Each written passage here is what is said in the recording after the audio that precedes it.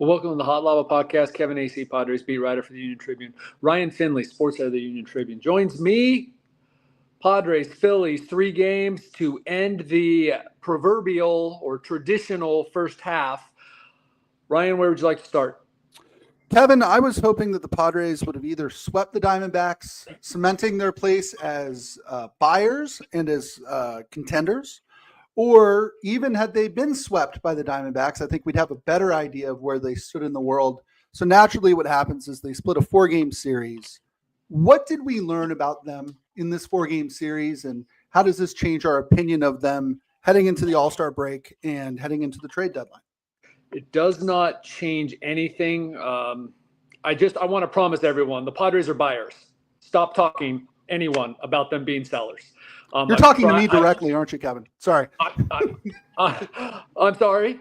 You're talking to me. Yeah. No. It's a valid, absolute question, but I want to make sure that as we're standing here, and I've kind of have said it, like it kind of doesn't make sense for them to be sellers.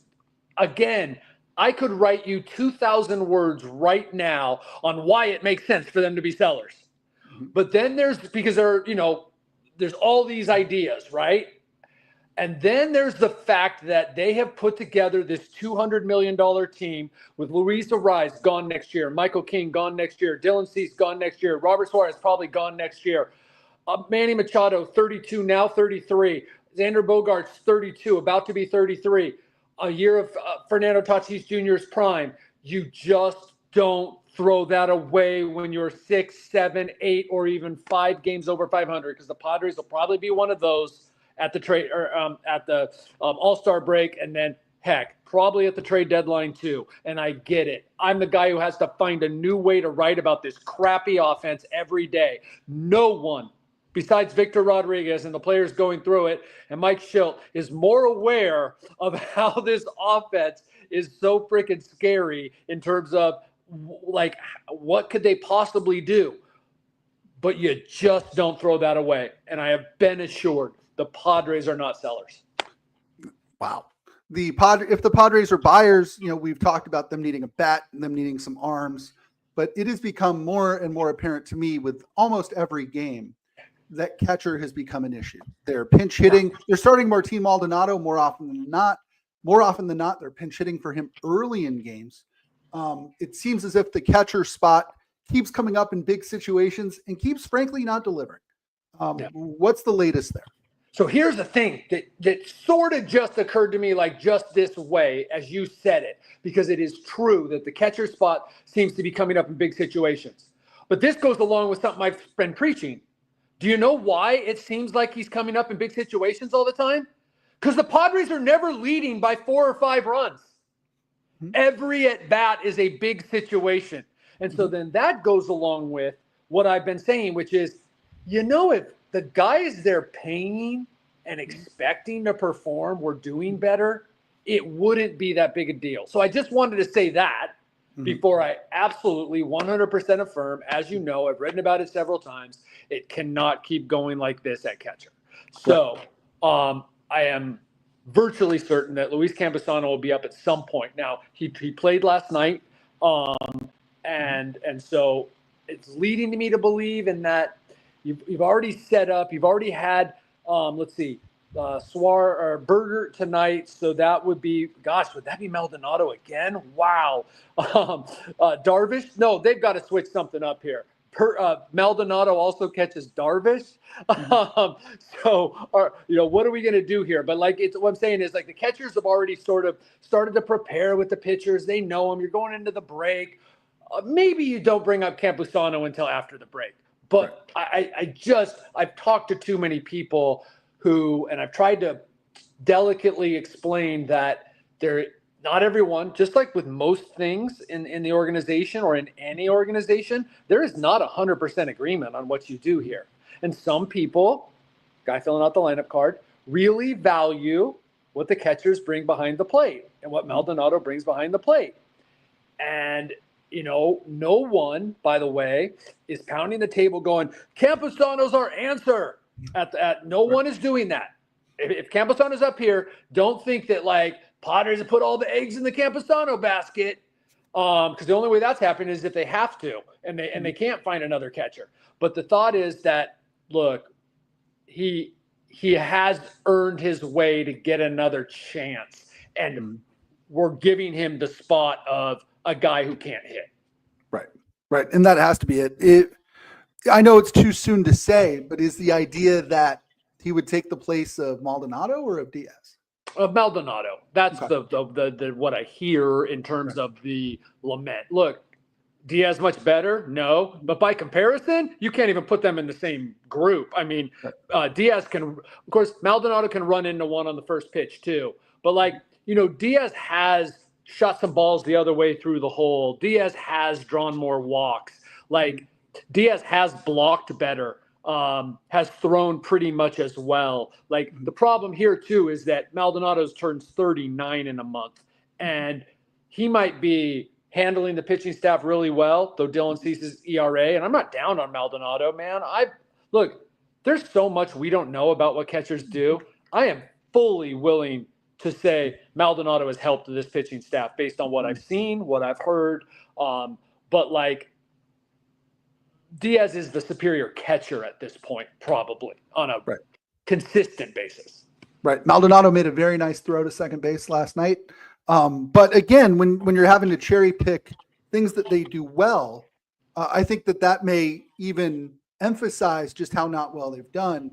To me, that's, we had talked about left field, and it's funny, at least to me, Gavin Sheets is looking more and more comfortable out there. I don't think that he's a terrible left fielder at the time right now. But it seems like catcher has become more of an issue, even as the left field thing has sort of improved. Yeah, and you're only going to get probably so much better at catcher, right? You're not getting one of the all-stars, right? Right. But yes, get better at catcher and then try to find a real bat. And you've started to see Manny Machado kind of drop it in to quotes yeah, we all need to do, better, keep doing these great at bats, and hopefully get someone else in here who can do it with us. It was something like his quote last night. And look, it's a given. The Padres are looking right-handed bat who can play left field, maybe. Maybe can platoon there with Sheets to make, sure Sheets stays healthy. And then also work at DH. Heck, they'll take any bat and they'll make it work. Yeah. I mean, even Mike Schilt the other day, and Mike Schilt, as we talk about it on here a lot, he's loath to say anything that isn't very clearly positive about anybody and anything in the organization. He even said something the other day to the effect of, you can only play the players you have, right? I mean, am I wrong to read too much into that? No, I don't think you are. I smile because that was interesting, because he's the one choosing to play Maldonado. Right. And again, I can get all the arguments, and again, I can support him on, you can only play the players you have. But when you're filling out the lineup card and saying that Maldonado's your guy, and then you're pinch hitting for him virtually every game, and on 3 occasions in the past 19 starts by Maldonado, which is a lot, you have pinch hit in the 5th inning. So after 1 at bat, I think it was after 1 at bat twice, after 2 at bats once, with a long way to go. It's an interesting thing to say that I can only play who I can play, when the question was about the catcher position. I think both are true, that yeah, Mike doesn't have a lot to work with. Right. I'm going to ask you. Mike is choosing to work with Maldonado. I'm going to ask you a very dorky, very in the weeds question that I don't believe has any real impact on the Padres. But every time this happens, my wife asks me, so now I'm asking you. Why Trenton Brooks and not Tyler Wade? Have not got an answer on that. There are a lot of people asking that question internally. I have not gotten an answer on that. Trenton Brooks has the ability to run into one. He has done it, and that has been my assumption. Right. Okay. And a double and a number of hard line drives. I'm just telling you, I agree. and people are asking. But like that's what Mike Schilt is thinking. I thought again, it's hard to get too freaking worked up over it because it's Trenton Brooks or Tyler Wade. Right. I mean, I'm a big Tyler Wade guy in the context of what he brings to this team, to this clubhouse, to certain situations, the versatility. Huge Tyler Wade guy, but he's Tyler Wade. Okay. Right. And if we're arguing over, and we're not Mike, or we're not Ryan, we're going to be okay. But if we're arguing over Trenton Brooks versus Tyler Wade, give me a freaking break. Well, the larger question is, why are they pinch hitting for a catcher in the 5th inning, right? Regardless of who they're pinch hitting with, the fact that they feel the need to pinch, that A, they're struggling so much offensively, but they're trying to make something happen in the 5th inning, right? And B, that they have a catcher who they don't trust in big situations offensively. I mean, that's the question. Valid point, though, that your wife brings up. So I'm glad you have her there for you for that, to bounce that off. All I have is Jeff Sanders. Shout out to Jeff. But it's valid when you're saying, oh, that's not Babe Ruth coming off the bench. Right. Oh, that he's not pulling him even for Donovan Solano, who we all had faith in based on what he did, right? Mm-hmm. Or David Peralta. Oh, that's Trenton Brooks. Right. So that's trouble. It generally is trouble. So it's not, he that's where Mike can say he's working with what he's working with, right? On the other hand, one of the great lines of the year was in Philadelphia when he pulled Martin Maldonado and he said, well, I got my magic bullet there in Trenton Brooks. That's your magic bullet? Like, that was one of the great lines of the year. And kudos to Mike, man. He will go to war. If you were on his bench, Ryan, if I were on his bench, man, he would be talking us up and he would find the positives. Well, if those guys just stand there, they might draw a walk. And he would say it with like full on conviction that we could help the Padres win a game. Kudos to him, but that was one of the lines of the year. Well, yeah, a guy he's the magic bullet, except he wasn't on the team for the first 3 months of the season, didn't make the club coming out of spring. Yeah, it was sort of an afterthought. I mean, it's so interesting. Kevin, and I know that you hear this from people all the time, I'm fascinated by this baseball team. I'm not entertained by this baseball team, hardly ever. But, man, I'm fascinated. I feel like they're a good 2-week stretch away from being last year's team. And I feel like they're a bad 2-week stretch away from being completely irrelevant. Yeah, and you feel like any is possible, though I know that probably you and most of the people I hear from in 2 weeks. But you if you're being realistic, you think about the things they've done, the players they have on the team, things that have happened this year, you say, either one of those is possible. Yeah. They've done a lot right. That's what's so, I guess, frustrating to me, just as a guy who watches on TV, Kevin. I'm not there. But they've done so much right. They've hit on Gavin Sheets. Their starting pitching's been good. Their bullpen, for all the struggles, has been good. They're not getting production out of the players who they're paying millions and millions of dollars to. And that's really the big thing. And that's where we have to remember, and why I get worked up when all of a sudden we have devolved, and it's valid conversation. This is what beauty of baseball is, where we get to talk about Tyler Wade versus Trenton Brooks, but it's like, come on. How about we talk about Fernando Tatis Jr., who looks like he's, getting hot here. We can now talk about 7 games of this homestand. Looking pretty good. How about Luis Arraez, who until 0-8, 0-9 the last couple nights, getting right back up there, batting near 400 over a couple week stretch. Manny Machado's been consistent. Jackson Merrill's in a terrible slump. Xander Bogaerts looking like he's getting better. They haven't all put it together. They don't have the power. Those are the guys we should spend hours and hours talking about. Mm-hmm. Yeah, so. You're right. No, that's a great point. And at some point, to expect Martin Maldonado to be something that he hasn't been in a long time, right? To expect Trenton Brooks to come off the bench and be trying to think of a good left-handed pinch hitter here. Dave Hansen. Am I dating myself? I love it, though. To expect him to be John Vanderwall, right? Coming off the bench, it's expecting him to do something he hasn't done before. And there's just not. I mean, look, I'm surprised Mike hasn't blown this out. And I don't mean to pick on Mike. It's just his positivity is both infectious and grating. But I'm surprised he hasn't said, Martin's batting 60 points better than he was last year. So to your point about what we can expect out of Martin Maldonado, or should have expected. Look, I wrote this the other day. He was the third of the 3 experiments. The other 2 are gone. They gave up on the other 2.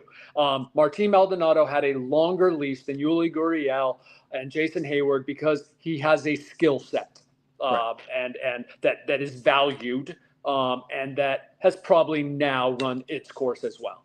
Yes, and keep in mind, he is in his late 30s. He's playing in the major leagues. There is something to be said for that. He has had a good / very good career, but when it falls off, it falls off. And you look at last year and this year back to back, I am to think about what Martin Maldonado does. And then, by the way, because they do so much of the switching of the catchers, and Elias Diaz is basically playing every day, and because he ends up coming in at least for 1 inning, sometimes 2, 3, 4.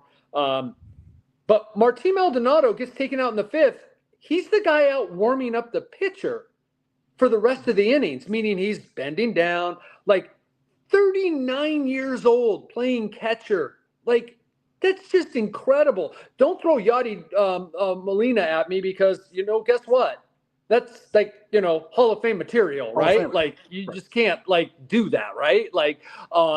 But it doesn't happen to play as much as Martin Maldonado. And I have been a little shocked at how much he has played. I mean, it's basically become a split of the time, but it might be 55-45 that Maldonado in terms of innings. Right. Especially, it was my understanding to start the season that it was going to be Diaz's job to start with, right? Well, at least 3-2, right? And then it kind of switched a little bit. And that's why it'll be interesting. I hadn't thought about that, how Maldonado was the guy catching Bergert. I'm almost positive. I'd have to look up on my little screen here. And Maldonado caught Darvish in his first outing, and then it's Diaz who catches Pivetta. But you can't have Maldonado catching what would now be 3 days in a row, 5 out of 6. Can't do it. You can't. Padres Phillies, a fabulous matchup to end the first half of the season here. The Phillies have won 4 more games than the Padres, and they've lost 4 fewer games than the Padres. So that's sort of where we're at. It's a heck of a series if you like starting pitching. Starting with tonight, you got Ranger Suarez going up against Ryan Bergert. Ranger Suarez 7-2 with a 1.99 ERA. Ryan Bergert, it's funny, he's only 1-0, but man, an ERA at 2.5. Somebody who's been a real bright spot here through the first half of the season. Yeah, he has. It's a little bit over 3 as a starter. Had those 4 scoreless innings, but I will say, he has 2 outings. One was 4 2/3. One was 5 1/3. Scoreless, right? Mm-hmm. That's a young pitcher, right? It was that period of time where we were talking about how Kolek, Bergert, Vasquez, consider him young to some extent, still figuring himself out. We're doing really well, but not giving them enough innings, right? Mm-hmm. And Bergert was that guy, and you just can't expect. I mean, you get 5 scoreless out of Bergert, way to go. Now, 5 scoreless night, first day back against the Phillies. That's not 5 scoreless against the Brewers. Yeah, no, that's true. And by the way, the Brewers are an amazing team, but the offenses don't compare. No, they do not. Saturday, to me, this is appointment television. 4:35 p.m. You've got Zach Wheeler going up against Yu Darvish. Zach Wheeler's the best starting pitcher in baseball. Fair? I think the Padres think so. 9-3 in ERA of 2.17. Yu Darvish 0-1 with 4.91 ERA. Only that one start here on Monday. Kevin, I'd like to actually sort of slow things down for a minute and get your thoughts on Yu Darvish's return. I was at that game. I was, I guess, looking at velo a lot because I figured that would give me a little bit of an insight as to how far back he was, or how, whether he was back or not is what I'm trying to say. The velo seemed fine. What was your takeaway? Yeah, and then the big thing is, and he acknowledged it, was the sliders, and I believe it was 14 of them. It was right up there with his most used. He used his 3 of his spin pitches, and I actually should say 4 because there was the curve and the slow curve. And so, but he felt good. And now here he is starting again after 4 days rest.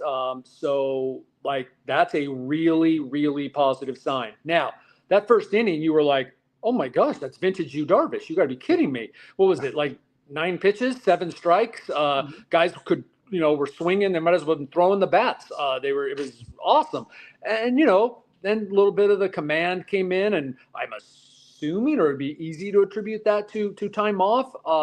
But Yu Darvish can have some moments like that as well, where he's searching for his stuff. I thought, given what it was, what was it? Was it 3 2/3, 64 pitches? That's what you do when you come back from the injured list a lot of times. So you are correct, I believe. The velo, and then the spin, in particular, the slider. That those are indications Yu is fine. Now I want to say this. I haven't written it. I still believe that when you write something down and you put it out there and people are reading it, and I believe people receive, they read into it a little bit more maybe. But you got to be aware, based on the fact that all 5 years he's been with the Padres, there's been an elbow issue. Yep. Based on the fact that he was out this whole time and so careful coming back, like, I'm not saying that it's like every start to start, but it's like, don't be surprised. It's just like, hold your breath till the end of the season if you're a Padres fan, and pray that Yu Darvish is there at the end of the season. Because if he's there at the end of the season, that means he's healthy and probably pitching pretty well. Sure. But going to be 39. Yeah. By the way, on the same day, Martin Maldonado turns 39, and he's had this history of elbow problems, and they're recent, and there's a reason that they were so careful with him. So it's kind of like every start or after every start is kind of a big deal. It's so funny. He threw a 73-mile-an-hour curveball, and I think it was the second inning on Monday. I do something I try not to do during games. I texted Jeff Sanders. I went, 73 on the curveball. That's bad. That's his slow curve. And Sanders goes, he throws a slow curve, Ryan. And I went, oh, that's right. And then the next curveball he threw was 78, right? Is that what he said in his text? Yes, he throws a slow curve, Ryan. No, but it's true. And it's just, when somebody comes back from an elbow injury, I think when you're watching, you're looking for any clue that he is either okay or not okay. Yeah. And big picture, I think it seems to me like the people in the clubhouse are encouraged. Yeah, and Yu Darvish is as stoic as he is and as reticent as he is to give anything. There's times he's very readable, and he seems very encouraged. Wow. And then we get into Sunday again. Another great one. Christopher Sanchez against Nick Pivetta. Christopher Sanchez 7-2 with a 2.59 ERA. Nick Pivetta 9-2 with a 3.07 ERA. Kevin, are you surprised Nick Pivetta is not on the All-Star team as an injury replacement? I think it's a very interesting question and a valid question. The Padres would have had to have skipped him, and they're trying to win games because Nick Pivetta can't help the National League team. As if all those pitchers are going to be used anyway. But if you're going to be a replacement for a guy who is injured or his schedule doesn't allow him to play, then you need to be able to play/pitch in the All-Star game, and Nick Pivetta won't be able to. Right. You talk about all the things that have gone well this year. Again, they've punted on 2 of their 3 sort of risky signings already. But you look at Gavin Sheets, you look at Nick Pivetta. I mean, they're almost this year's Jurickson Profar and Matt Waldron. Or you look at them and you go, how bad would things be if those 2 guys weren't holding it together here?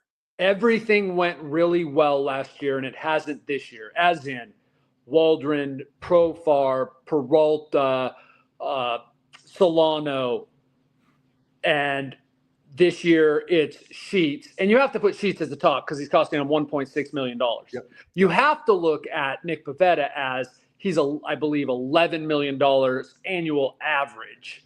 Right. So like on the first 2 years before he can opt out. So he's making like $2 million this year, but 19 next year. So you have to look at it like that. Like he wasn't cheap. Like that might have been their biggest risk, right? Because that was real money, right? Yeah. Jason Hayward was a body who was taking up space for $1 million. Yuli Gurriel wasn't. What was it? 1.3 maybe. And okay, fine. Same with Maldonado. Like Maldonado's been around long enough that, now we can say it's kind of a real problem. But like, get over Yuli Gurriel. What harm was there in Yuli Gurriel being on this team? I mean, I think and the guys who you right, and the guys who you DFA'd to include him on the team stayed in the organization. Yeah, right? It's not. Yeah. And they haven't frankly done a lot. I mean, we see Eddie Rosario done for the year, and then you look at Tyler Wade producing, I suppose, but not really playing much. So, yeah, I don't know. I'm gonna have to get on the Wade thing. I will say that people are talking about Wade, and so I don't know. But again, let's talk about the big guys. I don't want to hear Tyler Wade's name out of your mouth again, Ryan. Kevin, I like putting you on the spot at the end of these episodes. We were both there Monday night when Manny Machado got 2,000. Tell me why 2,000 hits matters. Oh, well, especially in today's game, he's only the fifth active player to do it. He's the youngest of those players, and there's not really anyone close that is going to get there soon. You don't get a lot of hits relative to past years.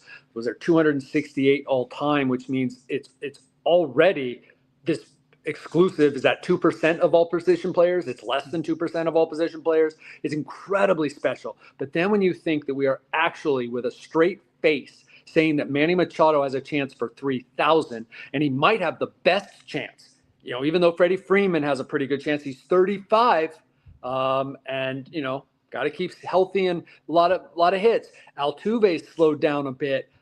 Even though he's close to 33, or 23 or 24 100 hits, he's 35.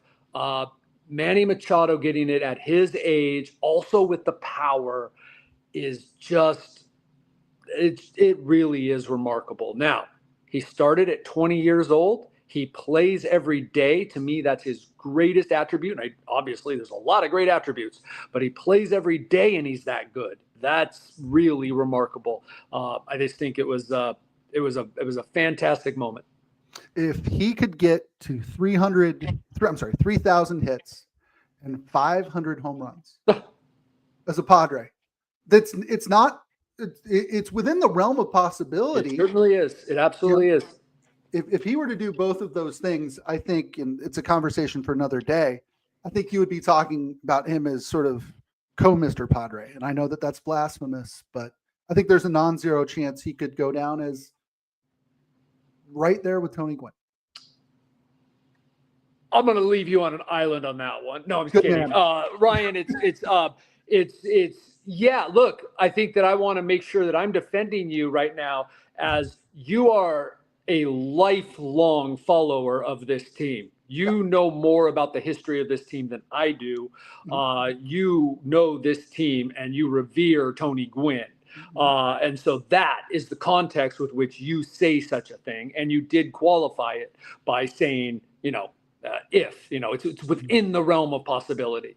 And yes, and if there is a World Series championship for which Manny Machado would almost certainly, unless it's like when he's 39, but still, you would have to give him credit for his part in sort of the building and the process and all that. But if there is a world championship in there, I mean, it's not as ridiculous a conversation as it seems. And the reason anyone might think it's ridiculous, and I'm making sure to put your argument in context, and is there another player in another town, another franchise, as singularly as important to the identity of that franchise and that fan base as Tony Gwynn, based on what he did, the person he was, he chose to stay in San Diego, and there's nothing San Diegans love more than someone who loves us, and the relative lack of success of this franchise. Like, there are bigger icons in this game, but to a fan base, I don't know that there's another guy who means as much as Tony Gwynn does to San Diego fans. Kevin, you're watching, obviously, and for those of you watching online, I don't know if you can see over my shoulder here. See what these things are? They're framed Tony Gwynn Union-Tribune posters from when he got his 3,000th hit. The thing that I nervously play with while we're on here, you see my hands moving every once in a while, is this TG helmet sticker that I got from San Diego State. I'm well aware of what I'm talking about. But 3,000 hits, 500 home runs, that's about all you could ask from a player in his career. And if he could do the bulk of that as a San Diego Padre, I think he would be in elite rare territory. Well, yeah, and they would be at 15 years with the organization by then, which is only 5 less than Tony Gwynn. I believe only less than Trevor Hoffman, I believe. There might be is there someone obvious I'm forgetting? But Trevor Hoffman, was Flan there long enough? No. But like, Trevor Hoffman, I'm not going to diminish that legacy, but he's a closer, he's a pitcher, right? Like, right. I mean, and then with the time that Manny Machado came in and what he means, look, the Padres could have built up their organization a different way. I'm not saying the path was only to get Manny Machado and then give them legitimacy and have him, no. But the fact is, he's the guy who signed here and things changed. So like all that, put that in, and you know what? If that happens, because here's one of my favorite points I like to make. One of my favorite old man points I like to make, because it's 100% true. The difference between a guy with a statue and a guy who might get a statue is that there's already a statue of the guy who has the statue, and the other guy might not get the statue, right? Future Hall of Famer, right? If the season ended today, like, what do those things mean? Well, Tony Gwynn's a freaking Hall of Famer. Trevor Hoffman's a Hall of Famer. Dave Winfield, who, probably, should have worn a Yankee cap if there wasn't the feud with Steinbrenner, whatever. But Dave Winfield's a Hall of Famer. Manny Machado will be a Hall of Famer almost certainly, but he's not yet. And guess what? 4, he is 996 hits shy of 3,000. Now, there's a path to it, but it involves luck, big time. Father time saying, all right, I'll wait. I mean, these are things out of our control here. Yep. No, it's going to be an interesting, 8 more years, Kev? 8? Yep. 8 more years. So he has 8 years in theory to get 990 some odd hits and another 150 home runs? Yeah. And he's got time for another, I don't know, 50, 60 hits this year. I mean, he's on pace for a career year. Something like that. He's on a pace to have one of the better years of his career, and then would have the full 8 years. And I did the math, and if he averages 130 hits, if he gets 50 more this year, he averages 130 hits, which is well below what his average has been the last 5 years. Still, again, getting older, so I'm going to say down 130. Then going into the final 3 years of his contract, he would need like 300 hits. Okay? That might sound easy. It's not at 38. Hold on. Is it 37, 38, and 39? And really, he'd be 37 and a half, 38 and a half, and 39 and a half in real years. We do baseball age season based on what your age is at June 30th. So Manny, according to Major League Baseball, is still only 32, even though his birthday was last week. So it's a huge thing. Huge. Anybody who's watched baseball for a long time, we're not a year. Heck, if he were struggling now, you're hearing about Xander Bogaerts. We're not a year, 2, 3 at the most away from almost every swing of Manny Machado's or every slump of his being viewed by people as, is that his age? Is that him getting old? How's his bat speed? Like, we're getting to that point. I don't know. I have had people swear to me he's going to break down, baseball people, and I've had people say, no, the way that he plays, the way that he does take care of himself. There's other people say he needs to take better care of himself. I mean, it's who the heck knows is my point. Yep. Whatever he's done has worked so far. Kevin, do you know how long it took Tony Gwynn to get from 2,000 to 3,000? Ooh, how long? 6 years to the day. To the day. That's right. August 6th. August 6th. Yep. Anyway, I like this. Maybe we'll have more sort of hot takes at the end of podcasts. But Tony Gwynn, he was still Tony Gwynn, and hits were his bag, right? Yeah. Right. Now, look, there's going to be a move too, right? Probably first base, definitely DH at some point, right? So, like, there are ways that you preserve Manny, but there is not anyone that knows anything about baseball that's in the organization, out of the organization, that doesn't think the last 2 to 4 years of that contract could be pretty ugly. Yeah. That's just a fact. That's nothing against Manny. I mean, that's been the case since the Albert Pujols type contract, right? Yep. You get the annual value down by offering more years on the back end, knowing you may have to eat that money if things go sideways. And you're paying for the World Series now, the concessions now, the tickets now. You're paying the guy, and really, yeah, like Manny's $40 million contract. Now Manny's different. He took a little less up front, so maybe it all works out. But you could say Manny's really making $50 million now, with that money deferred to when they're paying him later. They're not expecting they're going to get a $40 million guy at 38 years old. Right. All the more reason why the Padres are going to be buyers and not sellers here. Yep. They have a window. Kevin, we are up against it time-wise, but thank you. It's Padres-Phillies 3-game series starting tonight at Petco Park. Then it is the All-Star break. Kevin, you are off to Atlanta, and we will check in on the back end of the All-Star break heading into the second half. And by then, who knows? Maybe they'll have an extra bat. Maybe they'll have a pitcher. Maybe we'll just be complaining about the same stuff. Probably will. I think things will get heated while they're on that road trip in terms of the trip, or in terms of the trade deadline after the draft this week. Yep, that's what happened last year, right? They were in D.C. and then Baltimore when those trades happened. That'll do it for this episode of the Hot Lava Podcast. For Kevin Acee, I'm Ryan Finley. We'll see you next time.